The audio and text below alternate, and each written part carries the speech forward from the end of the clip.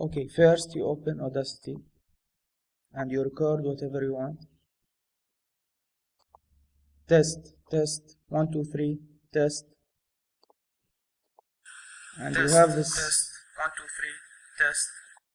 You just heard the unwanted noise and you want to remove it, so you just mute the sound and then you record without saying anything.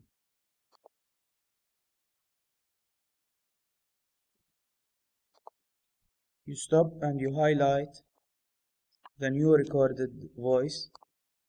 You go to noise removal. You click get noise profile. Then you highlight this part.